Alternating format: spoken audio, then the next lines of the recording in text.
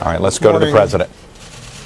I spoke with, and Vice President Biden spoke with Mayor Joe Riley and other leaders at Charleston to express our deep sorrow over the senseless murders that took place last night. Michelle and I know several members of Emmanuel AME Church.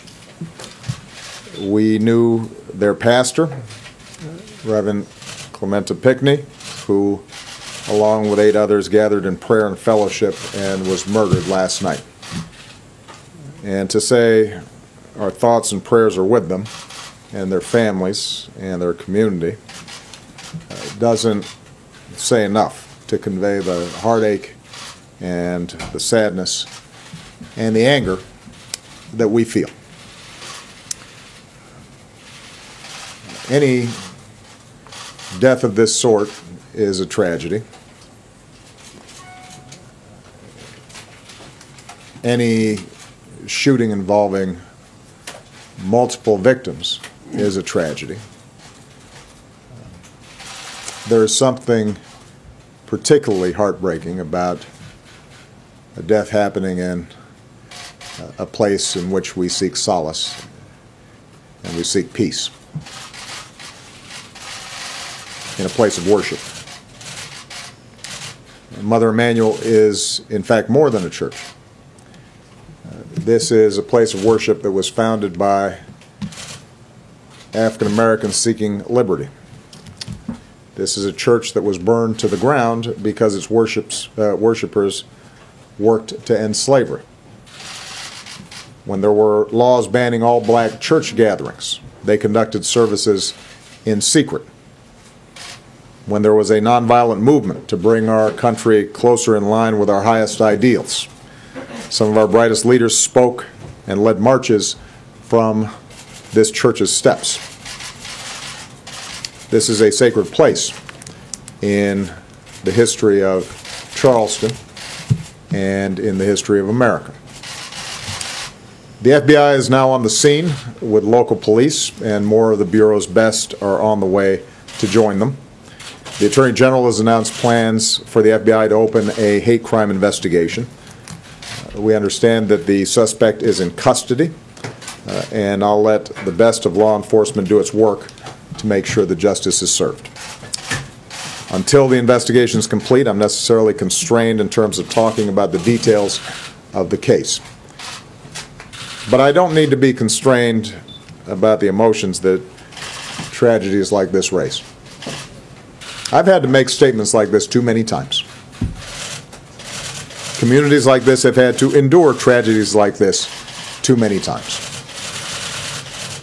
We don't have all the facts, but we do know that, once again, innocent people were killed in part because someone who wanted to inflict harm had no trouble getting their hands on a gun. Now is the time for mourning and for healing. But let's be clear.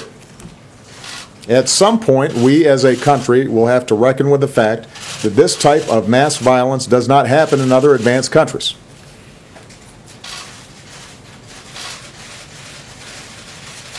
It doesn't happen in other places with this kind of frequency.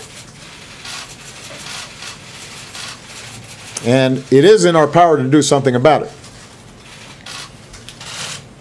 I say that recognizing the politics in this town foreclose a lot of those avenues right now. But it'd be wrong for us not to acknowledge it. And at some point it's going to be important for the American people to come to grips with it. And for us to be able to shift how we think about the issue of gun violence collectively. The fact that this took place in a black church obviously also raises questions about a dark part of our history. This is not the first time that black churches have been attacked. And we know that hatred across races and faiths pose a particular threat to our democracy and our ideals. The good news is I am confident that the outpouring of unity and strength and fellowship and love across Charleston today, from all races, from all faiths, from all places of worship, indicates the degree to which those old vestiges of hatred can be overcome. That certainly was Dr. King's hope just over 50 years ago, after 4 little girls were killed in a bombing in a black church in Birmingham, Alabama. He said they lived meaningful lives and they died nobly. They say to each of us, Dr. King said, black and white alike, that we must substitute courage for caution. They say to us that we must be concerned not merely with who murdered them, but about the system, the way of life, the philosophy which produced the murderers. Their death says to us that we must work passionately and unrelentingly for the realization of the American dream.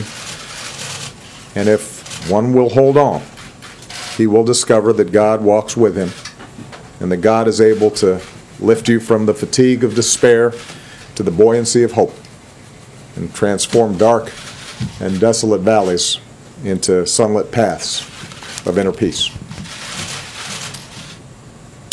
Reverend Pigney and his congregation understood that spirit.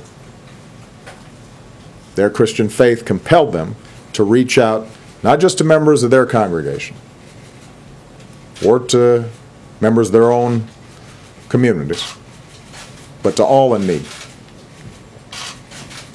They opened their doors to strangers who might enter a church in search of healing or redemption. Mother Emanuel Church and its congregation have risen before, from flames, from an earthquake, from other dark times, to give hope to generations of Charlestonians. And with our prayers and our love and the buoyancy of hope, it will rise again now as a place of peace. Thank you. Fred, what would you do differently on gun control? A very emotional